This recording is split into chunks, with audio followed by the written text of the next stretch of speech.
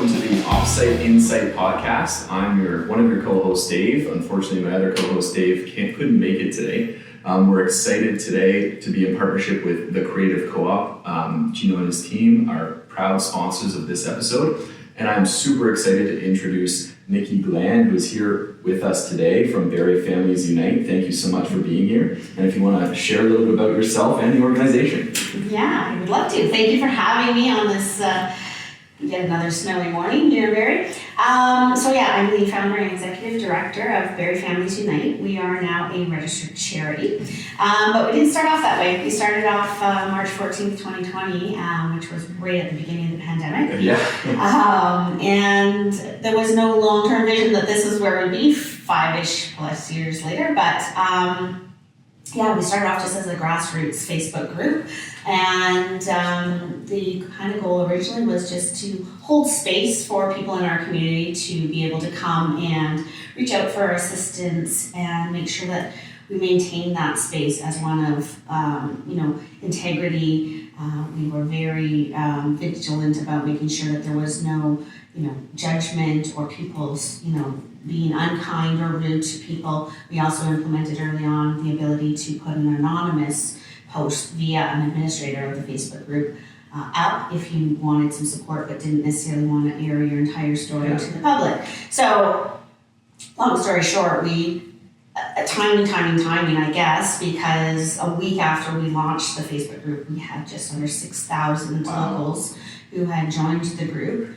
And a group is different from a page, if you know what I mean like that, but it's very interactive. And then I think we currently now sit somewhere around 23,000 local community members who belong to the Barrie Families Unite Facebook group. We also now have a page, we have Instagram, we have LinkedIn, we have all those things now.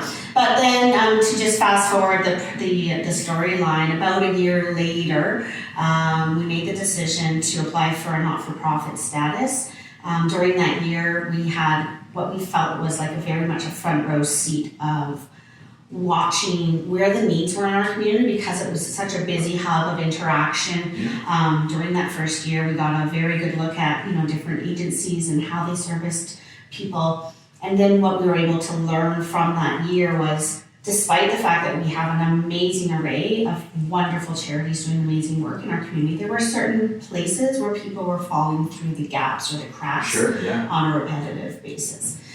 So we decided if there was any sort of reason for us to be permanent, not just a COVID Band-Aid, pop-up shop, if you will, that our goal would be to kind of address those gaps. So our mission when we established our articles of incorporation was to ensure that everyone had dignified access to essential needs, which we defined as being healthy food and groceries. So we specifically talk about grocery gaps because for us, we felt it was more than just food. There's a lot of things people get at the grocery store that they are essentials as well, whether it's diapers or formula or feminine hygiene or deodorant. So that was one of our columns. And then the second was there wasn't really a community-wide service available for people to access gently used clothing, seasonal clothing year-round, which is an essential need. If you lived in Hawaii, you could probably get away with a very minimal closet, but we need different outfits for different seasons. So it's not a nice to have, it's a have to have. And if you're a low income family in our community and you've got kids that are growing out of their boots every year, even thrift store pricing, it's sometimes not attainable, right? So clothing was our second column, and then our third column was a column we called oh my gosh, it's left me for the moment. Okay. It's situational crisis support. Okay. And under that, the majority of our aid under that column was, or is still, we've shifted our programming model, hence the reason I'm using the past tense, but start over kits for people, for families, individuals. And those situations vary from people who have had to flee a domestic violence situation and are ending up in a temporary shelter, people who've had fires, newcomers to Canada, people who've been evicted by landlords and are, in a shelter, or people moving from a temporary shelter into low-income housing. They've got on the list and they've finally gotten a space.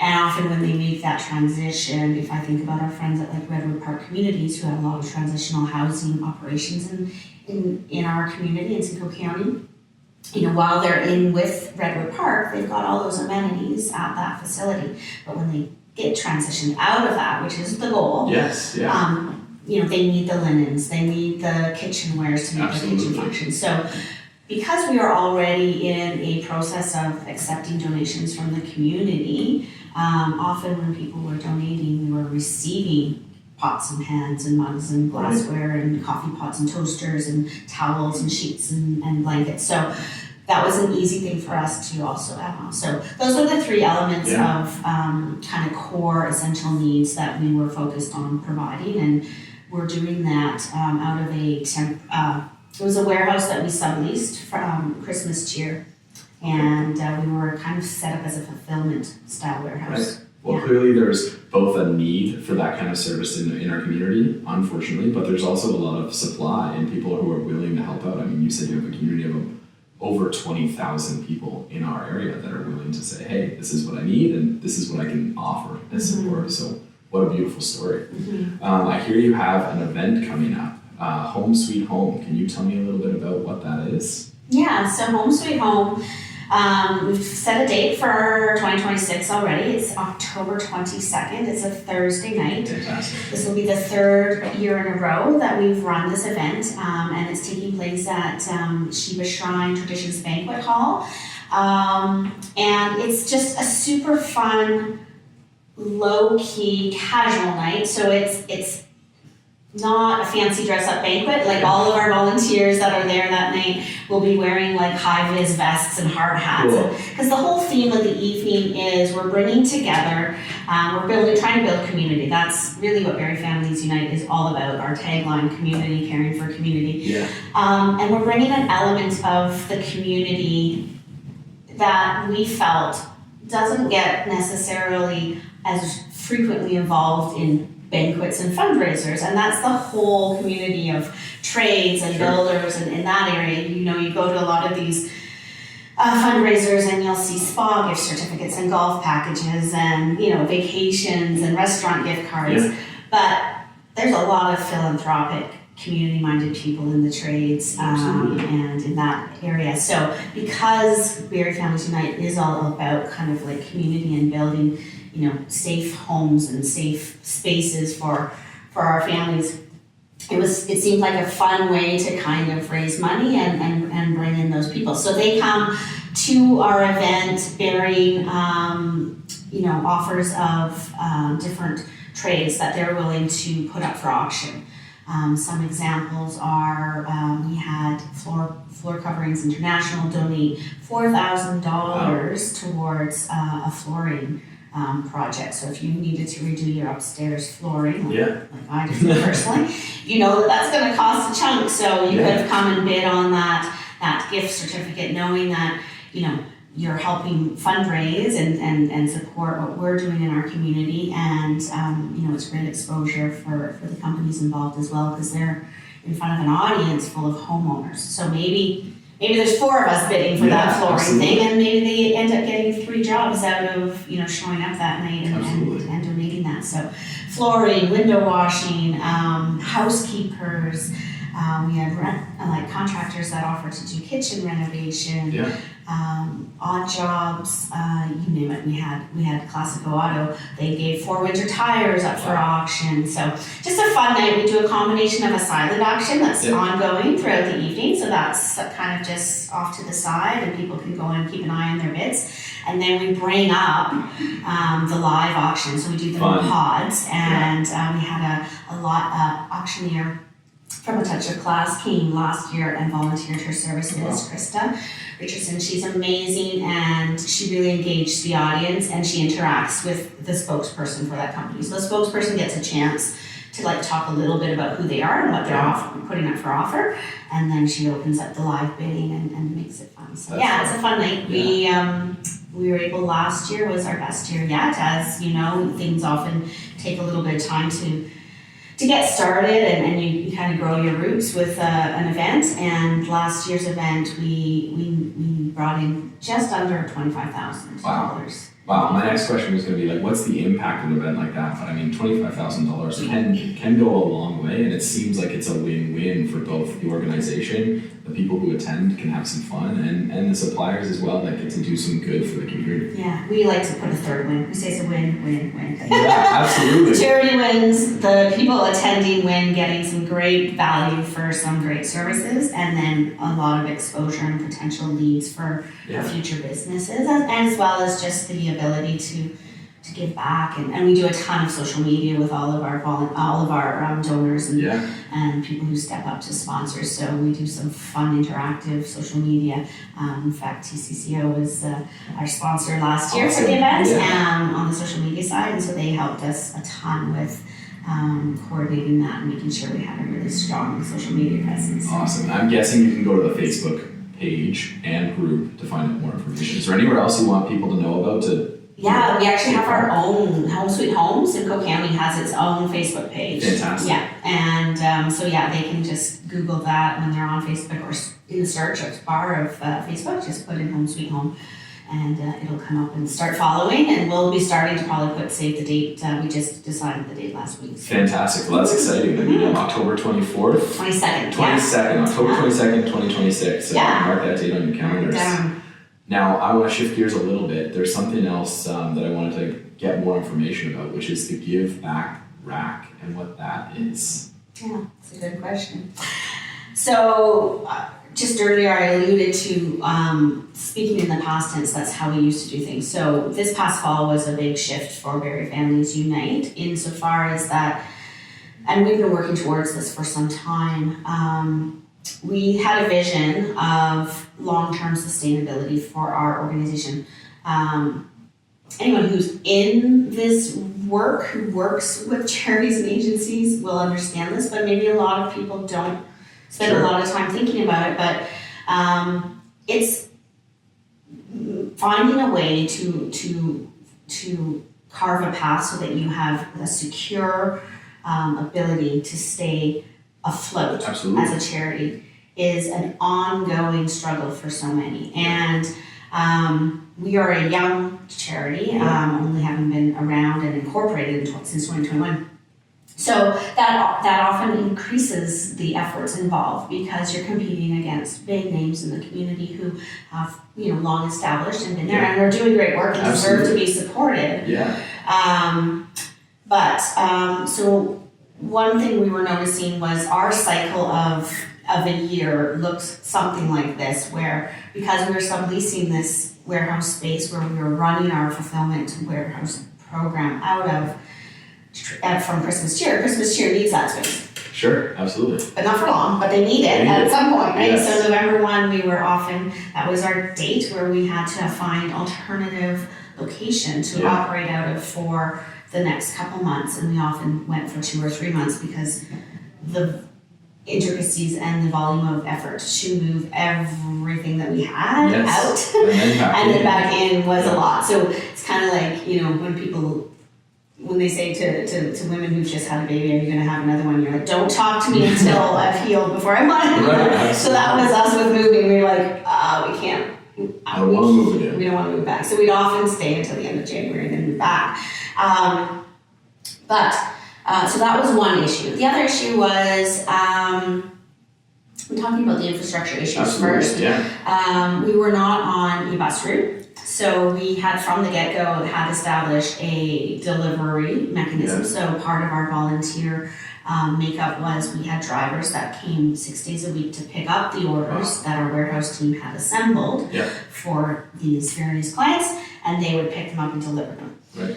And that was really the only realistic option given our location and the fact that a lot of our clients can't afford vehicles and rely on public transit. So there was that. The third thing was, again, just talking about the infrastructure, despite the fact that we're a volunteer-led organization, there's still overheads that have to be met. There's still gaps that we're often looking to purchase, like we don't get donations of boxes of diapers, but that is an essential need if you're in that stage of life. Toiletries, we had cleaning supply kits for people who were moving into new places and all those things. So we still were constantly on this never-ending hamster wheel of fundraising, grant writing, and I thought, this will never change. Right. Like, how do you get off this hamster wheel? Yeah.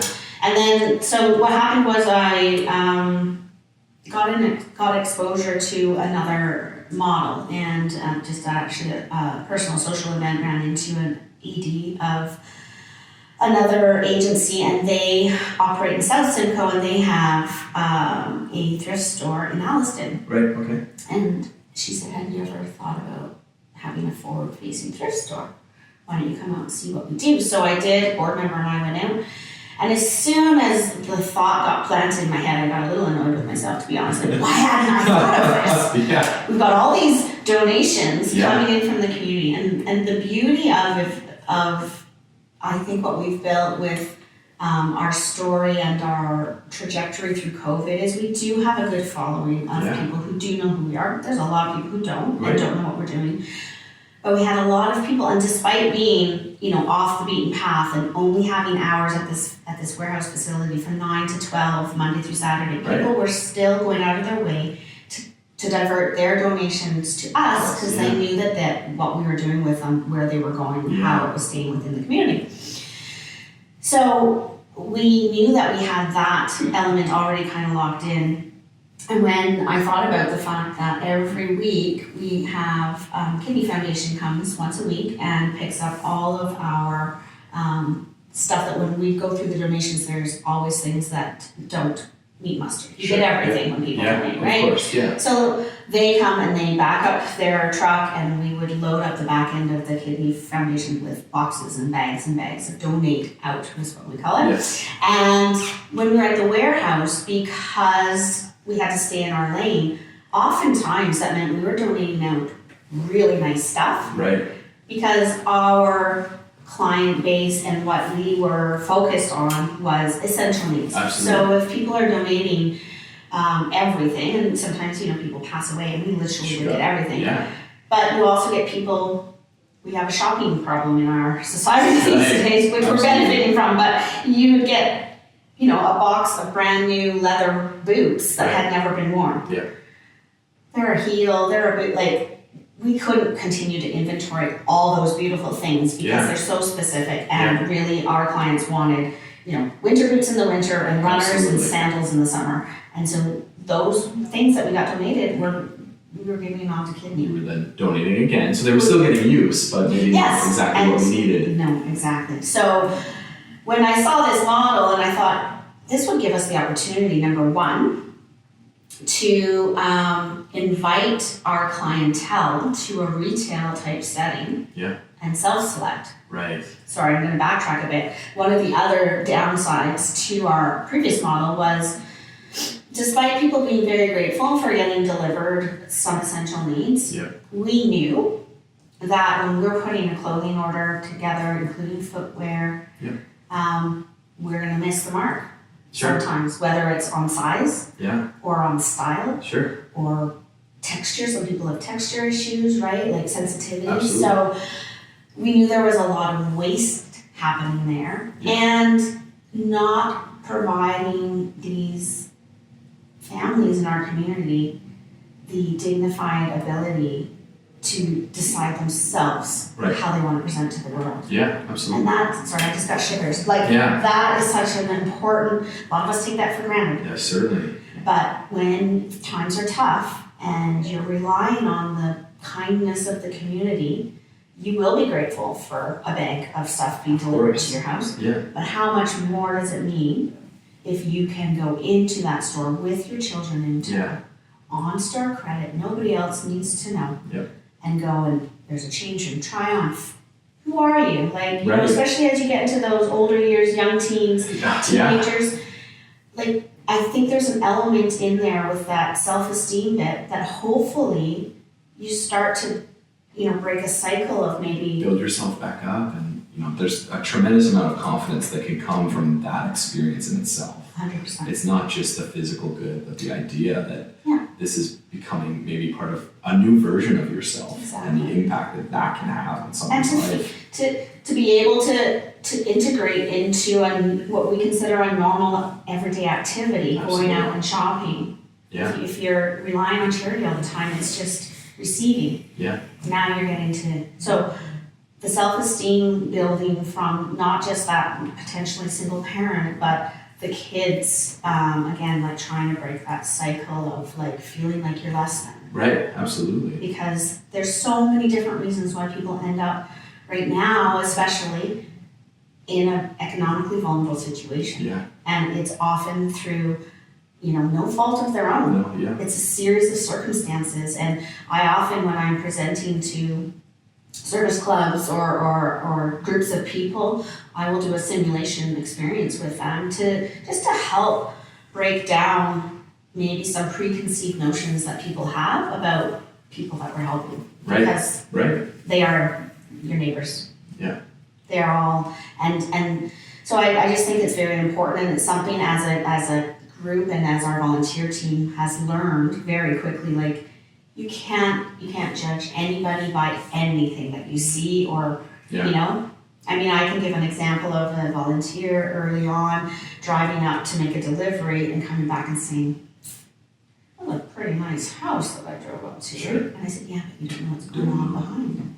And further to that, and I don't know that this is the same person, Sure.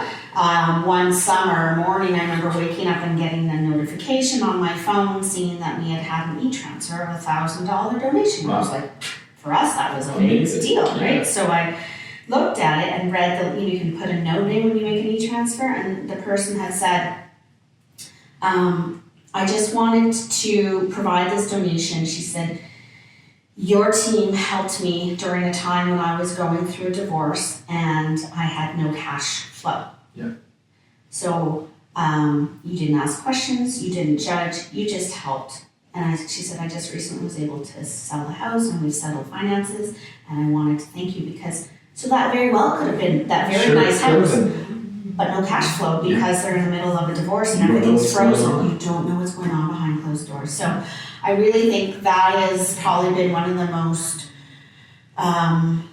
long, like that I want to feel like I knew this before, but like it's so ingrained in me now that that's just, I think it's one of the things that keeps our volunteers coming back and doing what they're doing, because you just don't know what people are going through. And it's I would imagine for you, like that is such a fulfilling experience to be able to see something like that come full circle, right? Where your organization or the organization that you belong to has had such a meaningful impact on someone's life, right? And I can only imagine. I've been in that situation where when I was 9 years old, my house burnt down. Oh wow! And we lost everything, Wow. right? And that was a traumatic experience for my family and my parents especially. And those little acts of kindness, I think sometimes you don't even realize how much it means to that other person, right? I always say it's actually the smallest things that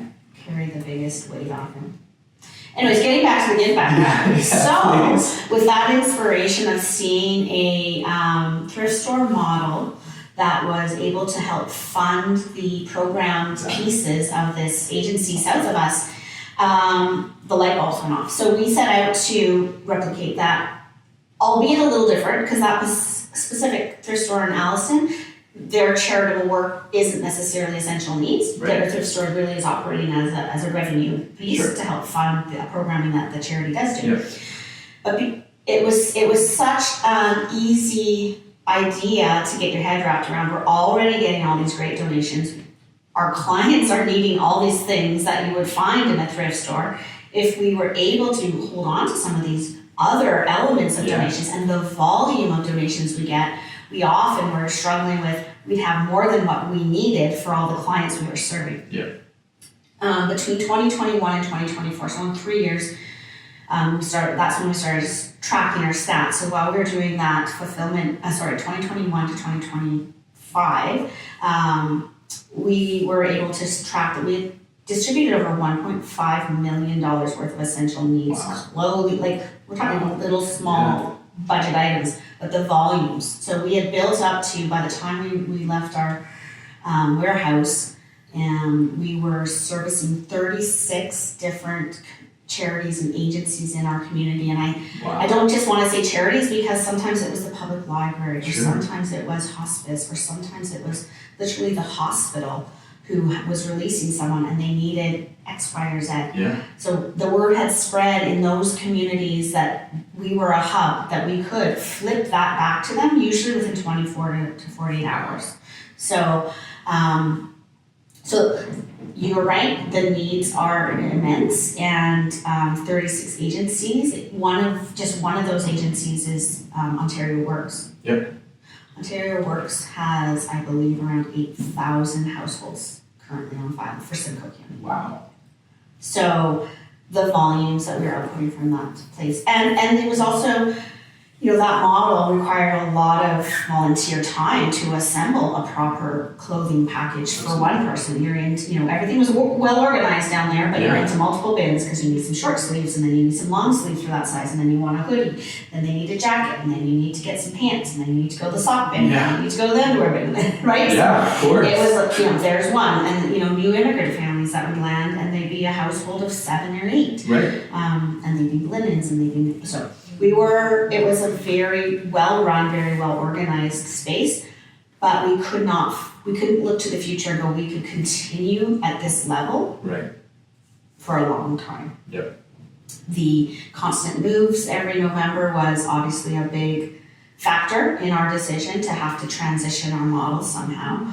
Our inability to, if we were to stay in that space, to be able to invite our clientele, our demographic, to come and self-shop. It's a light industrial warehouse. It doesn't look retail-y, it doesn't feel retail-y, it's dusty. So that was our motivation. So I'm happy to announce November 15th, we were able to open the doors to the Give Back Rack, is the name of our thrift store.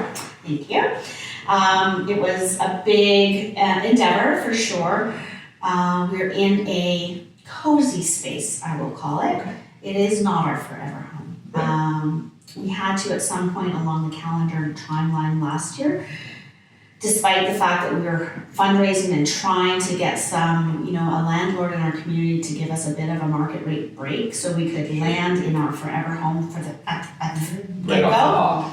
It didn't happen, and the timeline was getting closer and closer to November, so we had to shift our focus and we had to start looking for a landlord willing to give us a shorter term lease, because we didn't want to lock into 5 years in a smaller space that we could afford given how much we had fundraised. So that's where we landed. We're at 128 Penetang, which is in the northeast quadrant part of Barrie, and it's working. It's working. Amazing. Yeah, we're getting lots of traction with both shoppers and donors. The unfortunate part, because of the size of the space, we had to be very realistic, and we had to send a really hard email out to those 36 agencies I alluded to and say, we are transitioning our model, and unfortunately there's going to be some short-term pain, but we're hoping it's for long-term gain. And we are starting off, when we launch, by having a referral collaboration with 2 agencies that we've selected. And we will grow that as quickly as we can. But the model has to work. It has to be sustainable. It has to be sustainable. We have to know that we can handle the volume of people in the physical store space. Which, until you can do all the business planning you want. We've done a business plan. We've done cash flow projections. But until you actually open those doors, you have no idea, right? So I think it was smart that we started small. So we launched with the Women and Children's Shelter because they were a agency who really had come to rely on our essential needs services, and because we're able to react so quickly, because they'll often be receiving people, in the middle of the night in a crisis situation, and they come with the clothes on their back, so they need clothing. And so now they come and get that. Or if they're still healing and there's some trauma, they don't necessarily want to be in public, we can still build a temporary, closet for them, and then they can come to the store when they're ready. But so Women and Children's Shelter, and then Redwood Park Communities, who I referred to earlier, who do a lot of work with families and often kids are involved. So our focus was to start with those agencies where often young kids are involved, because again, any chance we have to like help break a cycle or change a trajectory. Now you're dealing with multi-generations. So we launched in November, and we've been really, really pleased with the public's uptake. Some of the things that I think have confused people is whether or not it's open for everyone, because they know it's being operated by Barrie Families Unite, and we're a charity, and so that is a bit of a perception that we have to overcome. And so what would you say? We are open to everybody. You heard that. Everybody. We're open for everybody. Everybody. Yeah. We want and need the public to embrace this as one of their thrift store options in this community. We know thrifting is super trendy for all generations and all age groups. And we just want the opportunity to be one of your top one or two, that you check out when you're off on a thrifting mission for the day. We need that because every dollar that gets spent at our store, it goes into our pot, and we're still right now trying to build that pot so we can say, okay, we can go forth into a bigger space and have that. And serve more people and help our community. It's nice to see that everything stays in Simcoe County. Yeah. What gives you the most hope right now when you're thinking about, the families, the Home Builders Association, and volunteers that help with these initiatives, whether that's the Home Sweet Home, whether it's the Give Back Rack? What gives you the most hope? I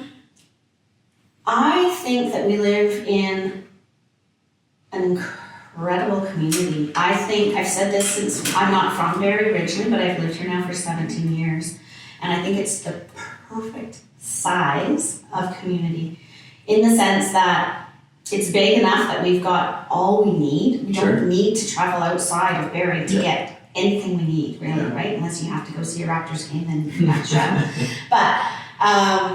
but it's small enough that it feels like we've got each other. Like I remember, because we were only about a year in when that last tornado came through. Yeah. And the way the community dropped everything and rallied behind those individuals and households that were affected. The way I see community show up when we go out canvassing for support for Home Sweet Home. The project that the Home Builders Association's just completed with Youth Haven. Yeah. That's a shining beacon of hope and what people can do when it never ceases to amaze me how it seems so ingrained, and I hope this is across the country, but it's definitely present here, that every business owner feels compelled, but not in a guilty way. I've done okay. How can I help someone around me? Absolutely.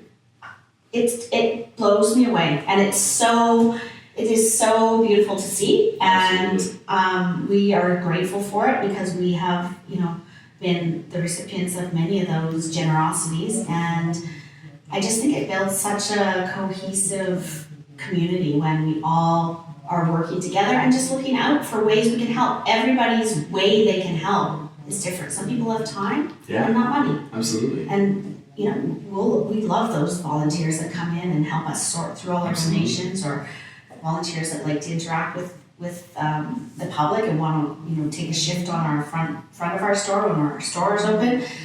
And then other people don't have time, but they have money. So it takes all kinds. But I see hope every day. Oh, that's fantastic. And you're part of that, sharing that, right? So thank you so much for what you're doing. And what do you think, and maybe I know the answer already from the stories you've shared so far, but what's been the most unexpected, this is why we do it, or this is why I, Nikki, am doing this, that you've experienced through Barrie Families Unite so far? Oh, probably, if you're asking for unexpected, I won't go with the obvious thing, because the obvious thing is the reasons why are like the story I shared with, those situations that you may not expect when people need help, but you help them anyways. Those are the obvious things. The referred clients that come to us from all these agencies that are for whatever reason, just needing a little bit of a hand up, right? Yeah. Just not a handout, but a hand up. Yeah. Those are the obvious reasons why we do it. I think probably the most unexpected for me that I wasn't expecting in terms of a why for me has been the community that Barrie Families Unite has become in and of itself with our team. Right. And the relationships, the friendships I've seen develop because people have chosen to come and get involved and then made a super good friend and maybe not from a demographic they ever would have intersected before. Yeah. But they meet at our store, they meet at the warehouse, and that becomes their place of connection, and then from that friendships have been born. So I think it's that team, it's the people in the community that my role with Barrie Families Unite has opened me up to meeting, whether it's leaders in a political setting or leaders in our community through the chamber. There's just, I think that was probably the most unexpected, because you don't think about those things happening. You're thinking about the logistics of your day, but that's been probably the most unexpected crazy thing that, Wow. What a beautiful story, Nikki. And I would imagine, thinking back to where you were in 2020 to where you are now is almost a dream or something unexpected. It's been a wild ride, but it's been great. And I'm excited to see what 2026 will bring. It's definitely going to be a pivotal year for us. Sure. We are halfway through our 6-month lease on the space we're at. So my job right now is actively, what is our next step? And we need to build to capacity so that we can expand those numbers. We have already expanded beyond those 2 agencies. We were able to get some funding from the Guys That Give group in December, so we have been expanding our volume of agencies we're servicing, but we're nowhere near 36. Right. And we also used to, beyond those 36, we used to have people could self-refer to us. They didn't have to come through an agency. Right. They could just find our application form and say, hey, I need help. Yeah. I'm not associated with an agency. And so we know we are causing, with our new model, we are causing some pain points for agencies and individuals in our community. And for that, we do apologize, and it wears heavy on a lot of our hearts. Of course. So we do need to rally the community to help us get to that forever home. And I think one of the messaging pieces that I'm trying to maybe get people to think about is we seem very well versed in our community that food insecurity is at an all-time high. Yeah.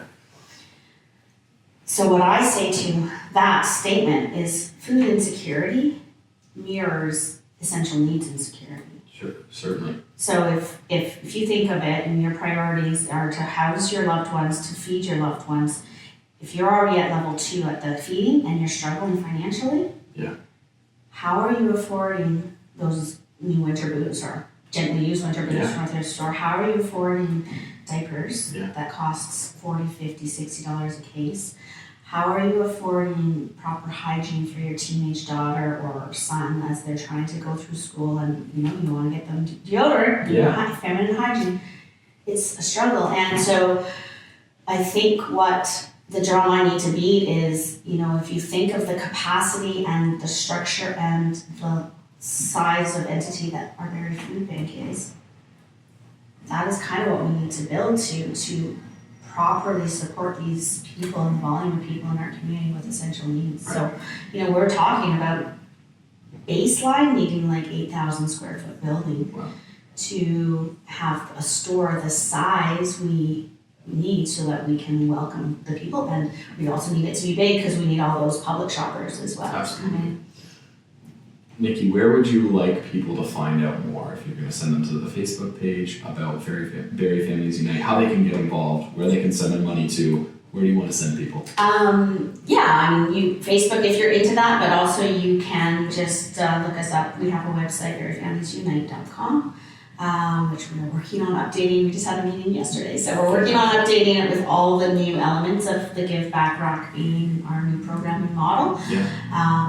But I think if you Google us, you'll find us. And We are a registered charity now, so we can issue that tax receipt, which that was a great step forward for our group. Not-for-profit status is great, but once you become a registered charity, you can issue those tax receipts. So you can also do this on Canada Helps and find us Barrie Families Unite. Amazing. Well, Nikki, thank you so much for everything that you're doing for our community. I think you've nailed it. If you would like to join as a guest or host a podcast, you can reach out to us at podcast@schba.ca. Nikki, thank you again for your time this morning and all the work that you're doing in our community. Thanks for having me, Dave. Cheers. Bye.